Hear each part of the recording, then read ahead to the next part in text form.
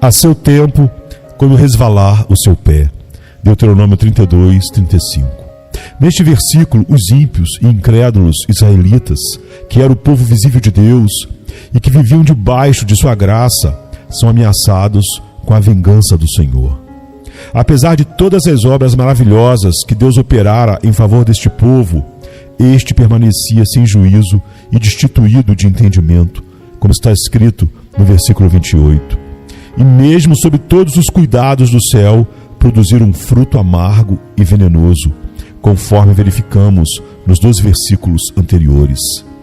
A declaração que escolhi para o meu texto, a seu tempo, quando resvalar o seu pé, parece subentender as seguintes questões relativas à punição e destruição que aqueles ímpios israelitas estavam sujeitos a sofrer.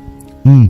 Que eles estavam sempre expostos à destruição, assim como está sujeito a cair todo aquele que se coloca de pé ou anda por lugares escorregadios. A maneira como serão destruídos vem aí representada pelo deslize de seus pés. A mesma citação encontramos no Salmo 73, 18 e 19. Tu certamente os põe em lugares escorregadios e os fazes cair na destruição. 2.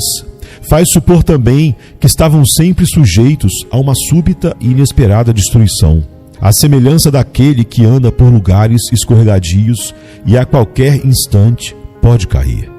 O ímpio não consegue prever se no momento ficará de pé ou se em seguida cairá. Quando cai, cai subitamente, sem aviso, como está escrito também no Salmo 73, 18 e 19. Tu certamente os põe em lugares escorregadios e os fazes cair na destruição, como ficam de súbito assolados, totalmente aniquilados de terror. 3.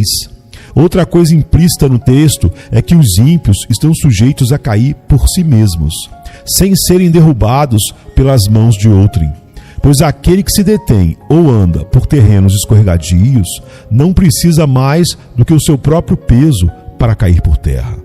4. E também a razão pela qual ainda não caíram e não caem é por não haver chegado ainda o tempo determinado pelo Senhor. Pois está escrito que quando este tempo determinado ou escolhido chegar, seu pé irá resvalar. E então serão entregues à queda, para a qual já estão predispostos por causa do próprio peso.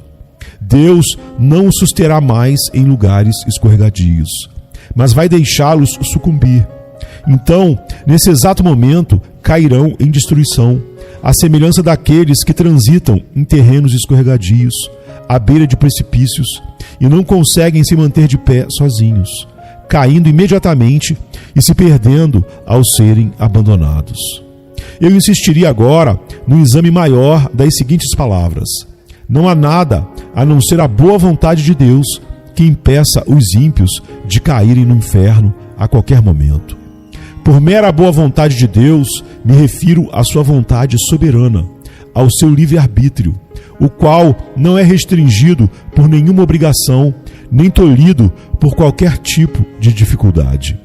Em última análise, sob qualquer aspecto, nada, exceto a vontade de Deus, tem poder para preservar os ímpios da destruição por um instante sequer.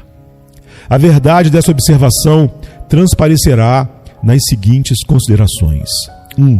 Não falta poder a Deus para lançar os ímpios no inferno a qualquer momento. A mão dos homens não é suficientemente forte quando Deus se levanta. O mais forte deles não tem poder para resistir-lhe e ninguém consegue se livrar de suas mãos. Ele não só pode lançar os ímpios no inferno, como pode fazê-lo com a maior facilidade. Muitas vezes, uma autoridade terrena encontra grande dificuldade em dominar um rebelde, o qual acha meios de se fortalecer e se tornar mais poderoso pelo número de seguidores que alicia. Mas com Deus não é assim. Não há força que resista ao seu poder. Mesmo que as mãos se unam e que enormes multidões de inimigos do Senhor juntem suas forças e se associem, serão todos facilmente despedaçados. São como montes de palha seca e leve diante de um furacão, ou como grande quantidade de restolho perto de chamas devoradoras. Nós achamos fácil pisar e esmagar uma lagarta que se arrasta pelo chão. Achamos fácil também cortar ou chamuscar um fio de linha fino que segura alguma coisa. Então, é simples para Deus, quando lhe apraz, lançar seus inimigos no inferno profundo.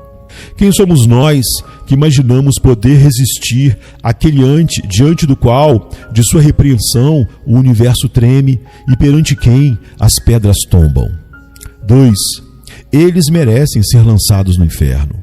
Assim, a justiça divina não se interpõe no caminho dos ímpios, nem faz objeção pelo fato de Deus usar seu poder para destruí-los a qualquer momento.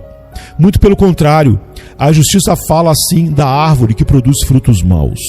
Pode cortá-la, para que está ela ainda ocupando inutilmente a terra. Lucas 13, verso 7. A espada da justiça divina está o tempo todo erguida sobre suas cabeças, e somente a mão de absoluta misericórdia e a mera vontade de Deus podem detê-la. 3. Os ímpios já estão debaixo da sentença de condenação ao inferno. Eles não só merecem ser lançados ali, mas a sentença da lei de Deus, esse preceito de eterna e imutável retidão que o Senhor estabeleceu entre si mesmo e a humanidade, também se coloca contra eles. E assim os mantém. Portanto, tais homens já estão destinados ao inferno. O que não crê já está julgado. João 3,18. Assim, todo impenitente pertence verdadeiramente ao inferno. Ali é o seu lugar, ele é de lá, como lemos em João 8,23. Vós sois cá de baixo, e para lá é destinado. Este é o lugar que a justiça, a palavra de Deus e a sentença da sua lei imutável reservam para ele. 4. Assim sendo, eles são objetos da ira e da indignação de Deus, que se manifestam através dos tormentos do inferno. E a razão de não descerem ao inferno agora mesmo não é pelo fato do Senhor, em cujo poder se encontram, estar menos irado com eles no momento, ou pelo menos não tão encolerizado como está com aquelas miseráveis criaturas a quem ele atormenta no inferno, as quais experimentam e sofrem ali a fúria de sua indignação. Sim, Deus se acha muito mais furioso com um grande número de pessoas que está vivendo na terra agora, talvez de modo tranquilo e confortável, do que com muitos daqueles que estão experimentando as chamas do inferno. Portanto, a razão por que Deus ainda não abriu a sua mão e os liquidou não é por ele não se importar com suas iniquidades, ou não se ofender. O Senhor não se parece com eles, embora pensem que sim. A fúria de Deus arde contra eles. Sua condenação não demora.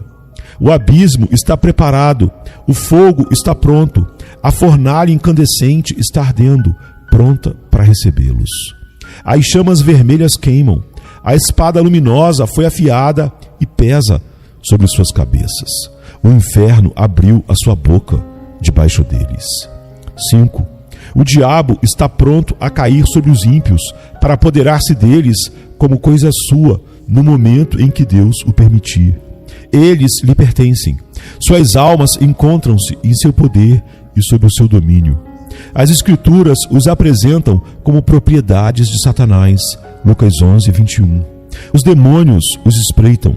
Estão sempre ao seu lado, à sua direita, esperando por eles como leões esfomeados e enfurecidos que veem a presa, aguardando a hora de agarrá-la, porém são restringidos por enquanto. Se Deus retirasse sua mão, a qual os refreia, eles cairiam sobre suas pobres almas num instante. A velha serpente está pronta para dar o bote. O inferno escancara a sua boca para recebê-los. E se Deus permitisse, seriam rapidamente engolidos e consumidos. 6. Nas almas dos pecadores reinam aqueles princípios diabólicos que os faria arder agora mesmo no inferno, se não fosse a restrição imposta por Deus. Existe na própria natureza carnal do homem uma potencialidade alicerçando os tormentos do inferno. Há aqueles princípios corruptos que agem de maneira poderosa sobre eles, que os dominam completamente e que são sementes do fogo do inferno. Esses princípios são ativos e poderosos, de natureza extremamente violenta, e se não fosse a mão restringidora do Senhor sobre eles, seriam logo destruídos. Iriam arder em chamas da mesma forma que a corrupção e a rebeldia fazem arder os corações das pessoas condenadas, gerando nelas os mesmos tormentos. As almas dos ímpios são comparadas nas Escrituras com o mar agitado. Isaías 57:20. Por enquanto, Deus controla as iniquidades deles pelo seu imenso poder, como faz com as ondas enfurecidas do mar, dizendo: virão até aqui, mas não prosseguirão. Mas se Deus retirasse deles seu poder refreador, seriam todos tragados por elas. O pecado é a ruína e a miséria da alma. Ele é destrutivo pela própria natureza. E se Deus o deixasse sem controle, não seria preciso mais nada para tornar as almas humanas absolutamente miseráveis. A corrupção no coração do homem é algo cheio de fúria incontrolável e sem freio. Enquanto os pecadores viverem aqui, essa fúria será como fogo reprimido pelas restrições divinas. Ao passo que, se fosse liberada, incendiaria o curso natural da vida.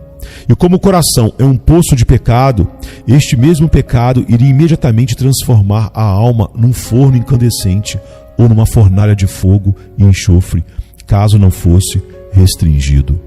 7. O fato de não haver sinais visíveis da morte por perto não quer dizer que haja, por um momento sequer, segurança para os ímpios. O fato do homem natural ter boa saúde, de não prever que poderia deixar este mundo num minuto por um acidente, de não haver perigo visível à sua volta, nada disso lhe serve de segurança. Contínuas e inúmeras experiências humanas, em todas as épocas, nos mostram que não existem provas de que o homem não esteja à beira da eternidade ou de que seu próximo passo não venha a ser no outro mundo. Os caminhos e meios invisíveis e imprevistos de chegar lá são incontáveis e inconcebíveis. Os homens não convertidos caminham por cima das profundezas do inferno, sobre uma superfície frágil, onde existem várias áreas quebradiças, também invisíveis, as quais não conseguirão aguentar o seu peso. As flechas da morte voam ao meio-dia sem serem vistas. O olhar mais atento não pode distingui-las. Deus tem muitas maneiras diferentes e misteriosas de tirar os homens pecadores do mundo e despachá-los para o inferno. Não há nada que faça crer que o Senhor precise da ajuda de um milagre ou que necessite se desviar do curso natural de sua providência para destruir qualquer pecador a qualquer momento. Desde que todos os meios para fazer os ímpios deixarem este mundo estão de tal forma nas mãos de Deus, tão absoluta e universalmente sujeitos ao seu poder e determinação, segue-se que a ida dos pecadores para o inferno a qualquer momento depende simplesmente da vontade de Deus, quer usando meios ou não. 8. O cuidado e prudência dos homens naturais em preservar suas vidas, ou o cuidado de terceiros em preservá-las, não lhes dá segurança por um momento sequer. A providência divina e a experiência humana testificam isso. Existem evidências claras de que a sabedoria dos homens não lhes é segurança contra a morte. Se não fosse assim, haveria uma diferença entre a morte prematura e inesperada de homens sábios e prudentes e dos demais. Mas o que acontece realmente? Como morre o homem sábio? Assim como o tolo. Eclesiastes 2:16. 9. Todo o esforço e artimanha dos ímpios para escaparem do inferno não os livram do mesmo, nem por um momento, pois continuam a rejeitar a Cristo e, portanto, permanecem ímpios. Quase todos os homens naturais que ouvem falar do inferno alimentam a ilusão de que vão escapar dele. Quanto à sua própria segurança, confiam em si mesmos. Vangloriam-se do que fizeram, do que estão fazendo e do que pretendem fazer. Cada um traça seu próprio plano, pensa em como evitar a condenação e se vangloria de que irá tramar tão bem todas as coisas que seu esquema, com certeza, não falhará. Na verdade, eles ouvem dizer que poucos serão salvos e que a maior parte dos homens que já morreram foi para o inferno. Mas cada um deles se imagina capaz de planejar melhor a própria fuga do que os outros puderam fazer. Dentro de si mesmos, dizem que não pretendem ir para este lugar de tormento e que pretendem tomar todo o cuidado necessário, esquematizando as coisas de tal forma a não terem possibilidade de falhar. Todavia, os insensatos filhos dos homens iludem-se miseravelmente quanto a seus próprios planos. A confiança que depositam na própria força e sabedoria é o mesmo que confiar na fragilidade de uma sombra. A maior parte daqueles que antes viveram debaixo da dispensação da graça e agora estão mortos, sem dúvida alguma, foi para o inferno. E não é por terem sido menos espertos do que os que ainda estão vivos, nem por terem planejado as coisas de tal forma que não lhes assegurou o escape. Se pudéssemos falar com eles, um a um, e perguntar-lhes se, quando vivos, esperavam ser vítimas de tamanha miséria, sem dúvida ouviríamos todos dizer: não, eu nunca pensei em vir para cá. Eu tinha esquematizado as coisas de maneira bem diferente. Pensei que iria conseguir algo melhor para mim, que meu plano era adequado. Pensei em me precaver melhor, mas tudo aconteceu de maneira tão repentina. Não esperava por isso naquela época, e nem daquela maneira. No entanto, tudo veio como um ladrão. A morte foi mais esperta que eu. A ira de Deus foi rápida demais para mim. Ó, maldita insensatez! Eu me gabava e me deleitava em sonhos vãos quanto ao que faria no futuro. E justamente quanto eu mais falava de paz e segurança, me sobreveio uma súbita destruição. 10. Deus não se sujeita a nenhuma obrigação, nem a nenhuma promessa de manter o homem natural fora do inferno por um momento sequer. Ele não fez absolutamente nenhuma promessa de vida eterna, ou de libertação ou proteção da morte eterna, senão aquelas que estão contidas na aliança da graça. As promessas concedidas em Cristo, no qual todas as promessas são o sim e o amém. Mas, obviamente, os que não são filhos da aliança da graça não têm interesse na mesma, pois não creem em nenhuma das suas promessas e não têm o menor interesse no mediador dessa aliança. Portanto, apesar de tudo que os homens possam imaginar ou pretender sobre promessas de salvação devido às suas lutas pessoais e buscas incessantes, deixamos claro e manifesto que qualquer desses esforços ou orações que se façam em relação à religião será inútil, a não ser que creiam em Cristo, o Senhor. De modo nenhum Deus está obrigado a conservá-los fora da condenação eterna. Então, os homens impenitentes estão detidos nas mãos de Deus por cima do abismo do inferno. Eles merecem o lago de fogo e para ele estão destinados. Deus se acha terrivelmente irado.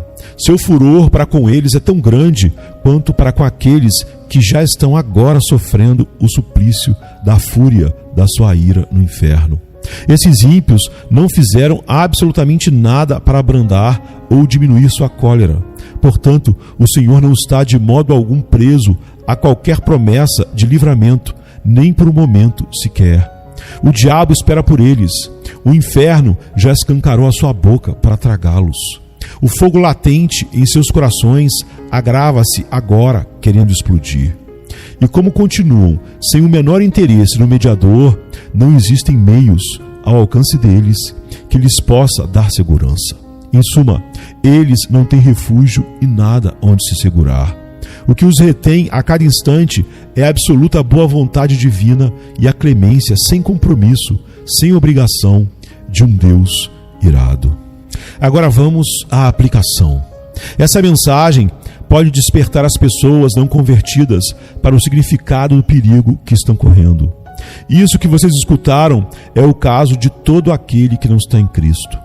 Esse mundo de tormento, isto é, o lago de enxofre incandescente, está aberto debaixo de seus pés.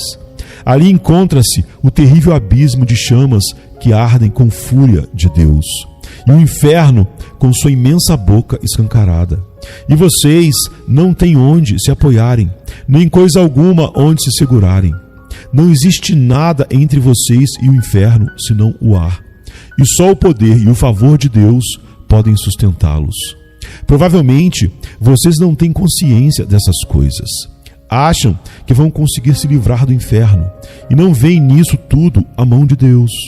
E olham as coisas ao seu redor como o bom estado de sua saúde física, os cuidados que tomam de suas vidas e os meios que usam para a sua própria preservação. Mas essas coisas não representam nada.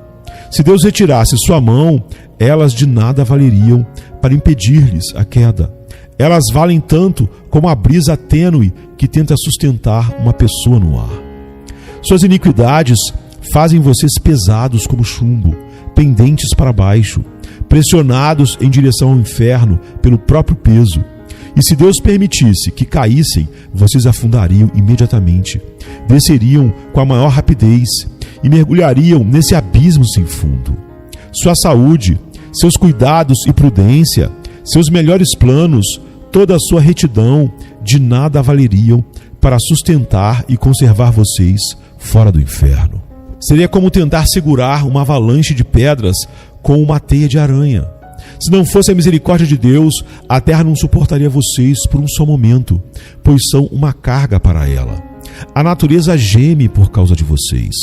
A criação foi obrigada a se sujeitar à escravidão e voluntariamente por causa da corrupção de vocês. Não é com prazer que o sol brilha sobre vocês, para que sua luz ilumine vocês para pecarem e servirem a Satanás.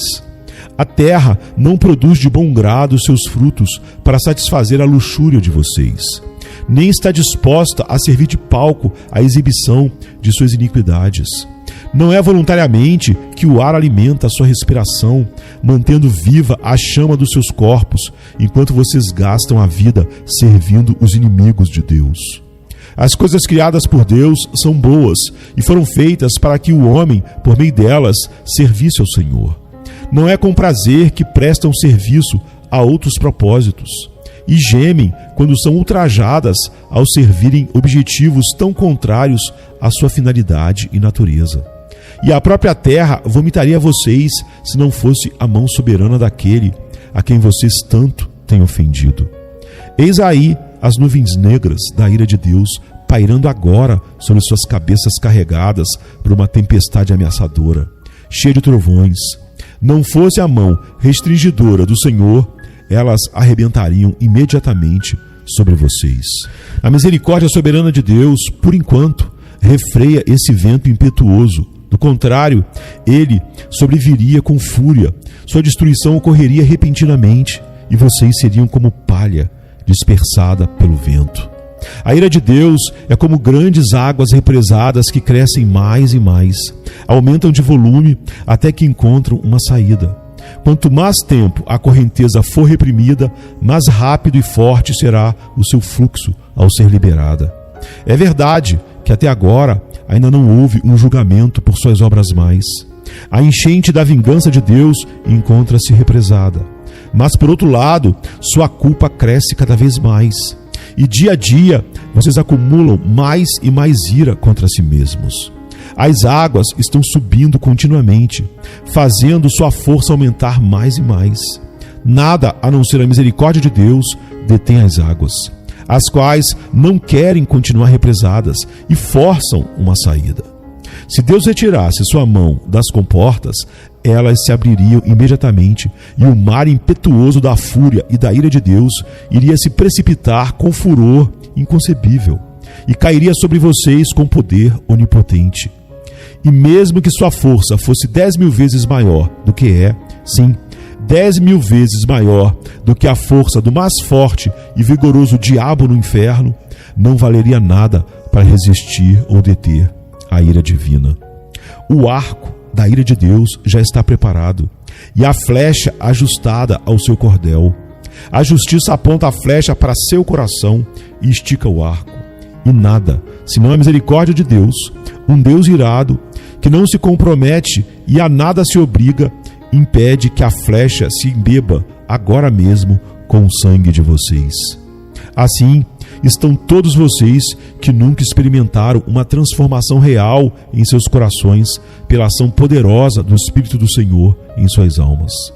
Todos vocês que não nasceram de novo, nem foram feitos novas criaturas, ressurgindo da morte do pecado para um estado de luz e para uma vida nova, nunca experimentada antes.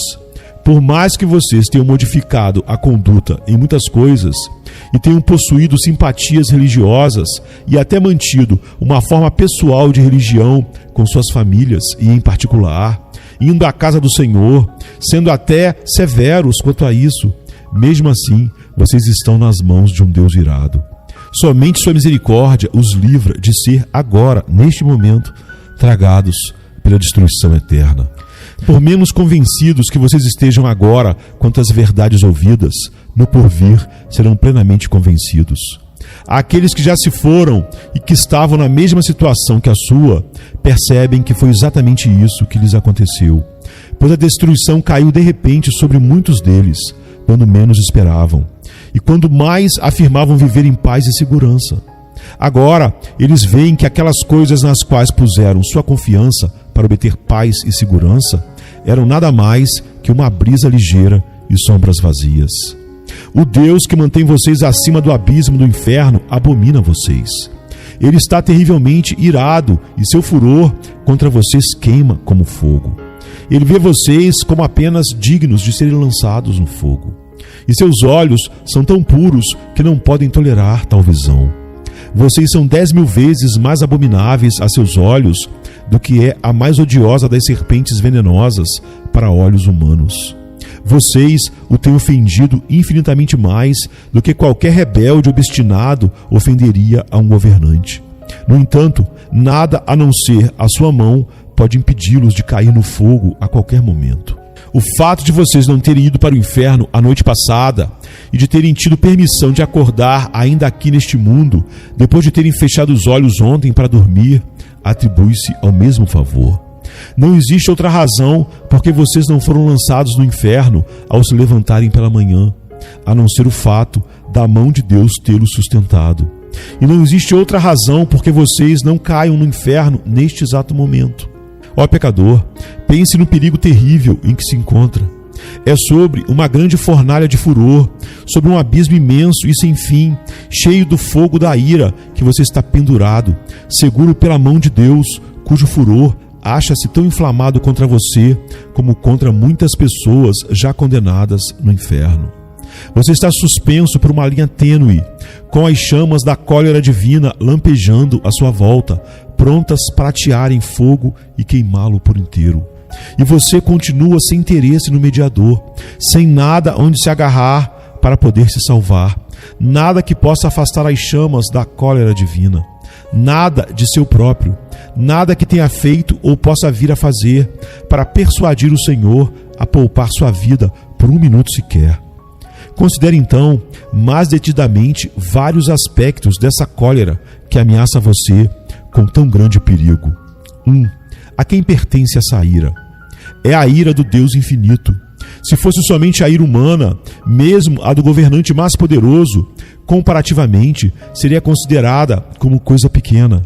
A ira dos reis é bastante temida, principalmente dos monarcas absolutos, que possuem os bens e as vidas de seus súditos inteiramente sob o seu poder para serem usados quando bem entenderem. Como o bramido do leão é o terror do rei, o que lhe provoca a ira peca contra a sua própria vida. Provérbios 20:2. O súdito que enfurece esse tipo de governante arbitrário sofre os maiores tormentos que se possa conceber ao que o poder humano possa infligir. Entretanto, os maiores principados da terra, em toda a sua grandeza, majestade e poder, mesmo revestidos de seus grandes terrores, não são mais do que vermes débeis e desprezíveis que rastejam no pó, quando comparados com o grande e todo-poderoso Criador e Rei dos céus e da terra. Mesmo quando estão enraivecidos e sua fúria chega ao máximo, é muito pouco o que podem fazer. Os reis da terra são, perante Deus, como gafanhotos. Valem menos que nada. Tanto o seu amor quanto o seu ódio são desprezíveis. A ira do grande Rei dos reis é muito mais terrível do que a deles, tal como é maior a sua majestade. Digo-vos, pois, amigos meus, não temais os que matam o corpo e, depois disso, nada mais podem fazer. Eu, porém, vos mostrarei a quem deveis temer. Temei aquele que, depois de matar, tem poder para lançar no inferno. Sim, digo-vos, a esse deveis temer. Lucas 12, 4 e 5. 2. É a ferocidade de sua ira que vocês estão expostos. Lemos com frequência sobre a ira de Deus, como por exemplo em Isaías 59:18. Segundo as obras deles, assim retribuirá furor aos seus adversários. E também em Isaías 66, versículo 15. Porque eis que o Senhor virá em fogo, e os seus carros como um torvelinho, para tornar a sua ira em furor e a sua repreensão em chamas de fogo. E assim é em muitos outros lugares da Bíblia. Lemos também em Apocalipse 19:15, o lagar do vinho do furor da ira do Deus Todo-Poderoso. Essas palavras são incrivelmente aterradoras. Se estivesse escrito apenas a ira de Deus, isso já nos faria supor algo bastante temível. Mas está escrito o furor da ira de Deus, ou seja, a fúria de Deus, o furor de Jeová. Ó, quão terrível deve ser esse furor! Quem pode exprimir ou conceber o que essas palavras contêm? Contudo, não é apenas isso que está escrito, e sim o furor da ira do Deus Todo-Poderoso. Essas palavras dão a entender que uma grande manifestação do seu poder onipotente vai acontecer. Através dela, ele infligirá aos homens todo o furor de sua ira. Assim como os homens costumam manifestar sua própria força através do furor de sua ira, a onipotência divina irá, da mesma forma, se enfurecer e se manifestar. Então, qual será a consequência de tudo isso? O que será do pobre verme que vier a sofrer todo esse mal? Que mãos serão tão fortes e que coração conseguirá suportar tanto furor? A que terrível, inexprimível, inconcebível abismo de miséria irá chegar a pobre criatura humana que será vítima disso tudo?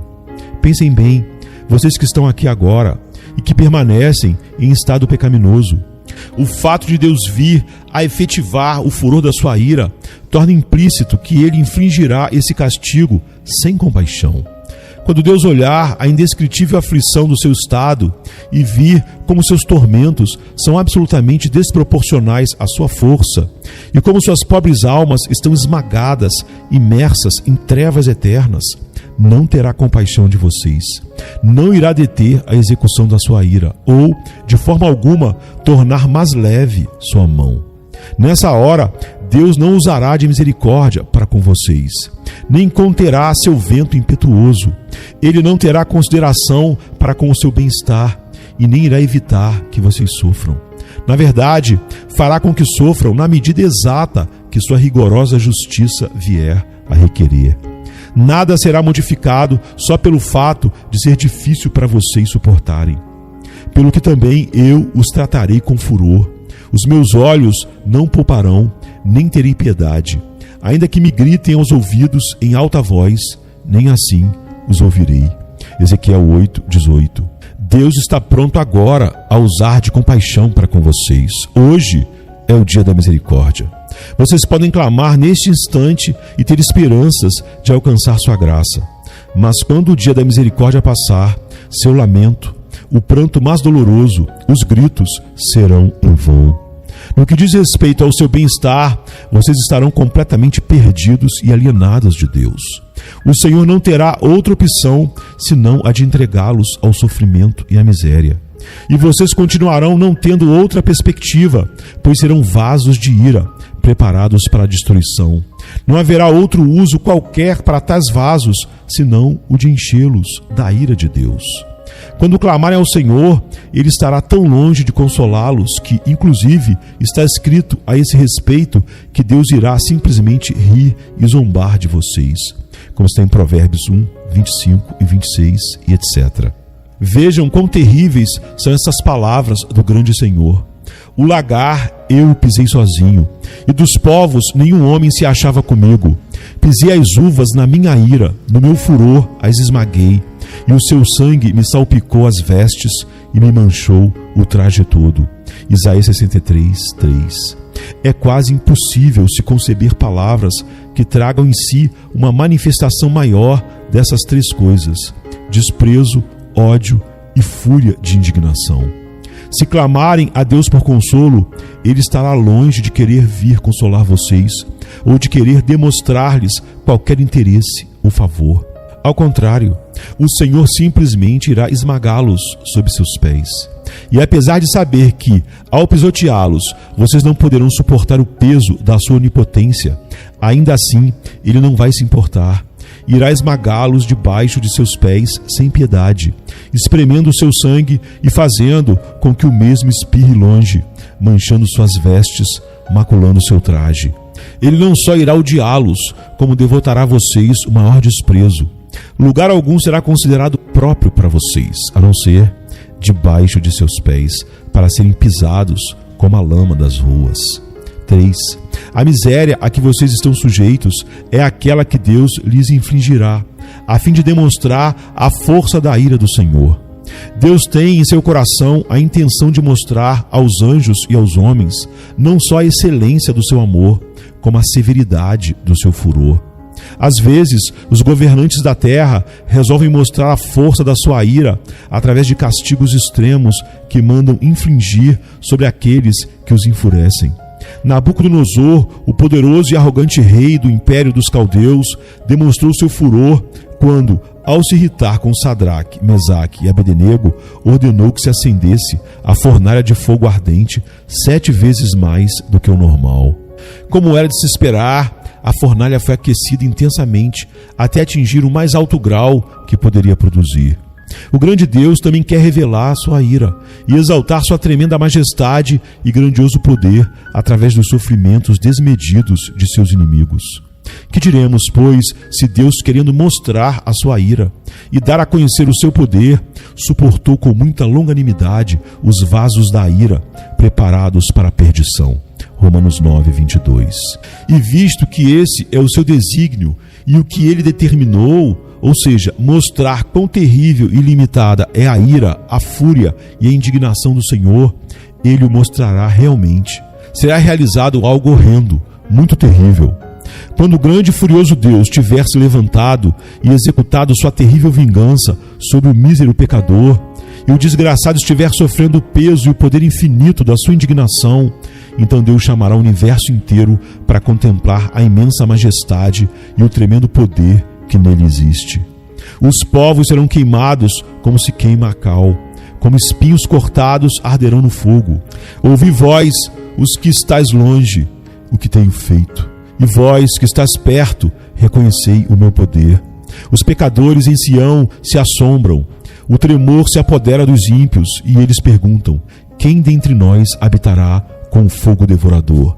Quem dentre nós habitará com chamas eternas? Isaías 33, 12 a 14. Assim será com vocês que não são convertidos, se permanecerem neste estado. O poder infinito, a majestade e a grandiosidade do Deus onipotente serão exaltados em vocês através da inexprimível força dos tormentos que lhes sobrevirão. Vocês serão atormentados na presença dos santos anjos e na presença do Cordeiro. E quando estiverem neste estado de sofrimento, os gloriosos habitantes do céu sairão para contemplar esse espetáculo horrendo e verão como é a ira e a fúria do Todo-Poderoso. E quando virem todas essas coisas, se prostrarão e adorarão seu grande poder e majestade. E será que de uma lua nova a outra, e de um sábado a outro, virá toda a carne a adorar perante mim, diz o Senhor. Eles sairão e verão os cadáveres dos homens que prevaricaram contra mim, porque o seu verme nunca morrerá, nem o seu fogo se apagará, e eles serão um horror para toda a carne. Isaías 66, 23 e 24. 4. É uma ira eterna. Já seria algo terrível sofrer o furor e a cólera do Deus Todo-Poderoso por um momento, mas vocês terão de sofrê-lo por toda a eternidade. Essa intensa e horrenda miséria não terá fim. Ao olhar para o futuro, vocês verão à frente uma interminável eternidade de duração infinita, que irá devorar seus pensamentos e assombrar suas almas. E vocês irão se desesperar, com certeza, por não conseguirem nenhum livramento, termo, alívio ou descanso para tanta dor. Saberão também que terão de sofrer até a última gota por longos séculos, por milhões e milhões de anos, lutando e pelejando contra essa vingança inclemente e toda-poderosa. Então, depois de passar por tudo isso, quando tantos séculos os tiverem consumido, saberão que tudo não passa apenas de uma gota de água quando comparado ao que ainda resta. Portanto, seu castigo será com certeza infinito. Quem poderia exprimir o estado de uma alma em tais circunstâncias? Tudo o que pudermos dizer sobre o assunto vai nos dar apenas uma débil e frágil visão da realidade. Ela é inexprimível, inconcebível, pois quem conhece o poder da ira de Deus? Quão horrendo é o estado daqueles que diariamente, a cada hora, se encontram em perigo de sofrer tamanha ira e infinita miséria. Mas esse é o caso sinistro de toda alma que ainda não nasceu de novo, por mais moral, austera, sóbria e religiosa que seja. Oxalá vocês pensassem em todas essas coisas, sejam jovens ou velhos. Há razões de sobra para acreditar que muitos daqueles que ouviram o Evangelho certamente estarão expostos a esse tormento por toda a eternidade. Não sabemos quem são eles, nem o que pensam. Pode ser que estejam tranquilos agora, escutando essa mensagem sem se perturbarem muito, e que estejam até agora se gabando de que, no caso deles, conseguirão escapar. Se soubéssemos que dentre os nossos conhecidos existe uma pessoa, uma só, sujeita a sofrer tal tormento, como seria doloroso para nós encararmos o assunto. Se conhecêssemos essa pessoa, sempre que a víssemos, tivéssemos uma visão do seu estado futuro, tal pensamento e visão seria terrível para nós. Iríamos todos levantar grande choro e prantear por sua causa. Mas, infelizmente, em vez de uma só pessoa, é provável que muitos se lembrem dessas exortações somente no inferno. E inúmeras pessoas podem estar no inferno em breve tempo, antes mesmo do ano terminar. E aqueles que estão agora com saúde, tranquilos e seguros, podem chegar lá antes do amanhecer. Todos os que dentre vocês continuarem até o fim em estado natural pecaminoso e que conseguirem ficar fora do inferno por mais tempo, estarão lá também em breve. Sua condenação não tardará, virá de súbito, e provavelmente para muitos de vocês de maneira repentina. Vocês têm toda a razão em se admirarem de não estar ainda no inferno. É o caso, por exemplo, de alguns conhecidos seus, que não mereciam o inferno mais do que vocês e que antes aparentavam ter possibilidade de estarem vivos agora tanto quanto vocês. Para o caso deles, já não há esperança. Estão clamando lá em extrema penúria e perfeito desespero. Mas aqui estão vocês, na terra dos vivos, cercados pelos meios de graça, tendo a grande oportunidade de obter a salvação, o que não dariam aquelas pobres almas condenadas, desesperadas pela oportunidade de viver mais um só dia, como o que vocês desfrutam neste momento. E agora, vocês têm uma excelente ocasião. Hoje é o dia em que Cristo abre as portas da misericórdia de par em par e se coloca de pé, clamando e chamando em alta voz aos pobres pecadores. Este é o dia em que muitos estão se reunindo a Ele, se apressando em chegar ao reino de Deus. Inúmeras estão vindo diariamente do norte, sul, leste e oeste. Muitos que estavam até bem pouco tempo nas mesmas condições miseráveis que vocês, estão felizes agora, com os corações cheios de amor por aquele que os amou primeiro e os lavou de seus pecados com seu próprio sangue, regozijando-se na esperança de ver a glória de Deus. Como é terrível ser deixado para trás num dia assim. Ver os outros se banqueteando enquanto vocês estão penando e se definhando. Ver os outros se regozijando e cantando com alegria no coração, enquanto vocês só têm motivos para prantear por causa do sofrimento de seus corações e de lamentar por causa das aflições de suas almas. Como podem vocês descansar por um momento sequer em tal estado de alma?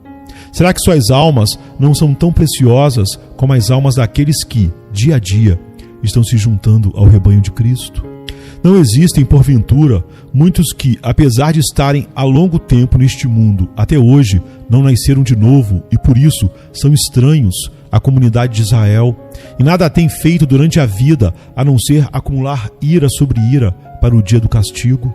Ó senhores, o caso de vocês é, sem dúvida, extremamente perigoso. A dureza de seus corações e sua culpa são imensas. Acaso vocês não veem como geralmente pessoas de sua idade são deixadas para trás na dispensação da misericórdia de Deus? Vocês precisam refletir e despertar do seu sono, pois jamais poderão suportar a fúria e a ira do Deus infinito. E vocês, que são rapazes e moças, irão negligenciar este tempo precioso que desfrutam agora, quando tantos outros jovens da sua idade estão renunciando às futilidades da juventude e correndo céleres a Cristo. Vocês têm neste momento uma oportunidade, mas se a desprezarem, sucederá o mesmo que agora está acontecendo com todos aqueles que gastaram em pecados dias preciosos da sua mocidade, chegando a uma terrível situação de cegueira e insensibilidade. E vocês, crianças, que não foram convertidas ainda, não sabem que estão indo para o inferno, onde sofrerão a horrenda ira daquele Deus que agora está encolerizado contra vocês dia e noite? Será que vocês ficarão felizes em ser filhos do diabo, quando tantas outras já foram convertidas e se tornaram filhos santos e alegres do Rei dos Reis? Oxalá todos aqueles que ainda estão fora de Cristo, pendentes sobre o abismo do inferno, quer sejam senhoras e senhores idosos, ou pessoas de meia idade, quer jovens ou crianças, que possam dar ouvido agora aos chamados da palavra e da providência de Deus. Este ano aceitável do Senhor, que é um dia de grandes misericórdias para alguns, sem dúvida será um dia de extremo castigo para outros. Quando negligenciam suas almas, os corações dos homens se endurecem, e sua culpa aumenta rapidamente. Podem estar certos, porém, que agora será como foi nos dias de João Batista. O machado está posto à raiz das árvores, e toda árvore que não produz fruto deve ser cortada e lançada no fogo. Portanto, todo aquele que está fora de Cristo, desperte e fuja da ira vindoura. A ira do Deus Todo-Poderoso paira agora sobre todos os pecadores. Que cada um fuja de Sodoma. Livra-te, salva a tua vida, não olhes para trás, nem pares em toda a campina. Foge para o monte, para que não pereças. E assim, conhecendo o temor do Senhor, persuadimos aos homens. De sorte que somos embaixadores em nome de Cristo, como se Deus exortasse por nosso intermédio. Em nome de Cristo, pois, rogamos que vos reconcilieis com Deus. 2 Coríntios 5, 11 a 20 e 6, 2. Buscai o Senhor enquanto se pode achar. Invocai-o enquanto está perto. Deixe o perverso o seu caminho, o iníquo os seus pensamentos. Converta-se ao Senhor, que se compadecerá dele. E volte-se para o nosso Deus, porque é rico em perdoar. Isaías 55, 6 e 7. Amém, queridos. Amém.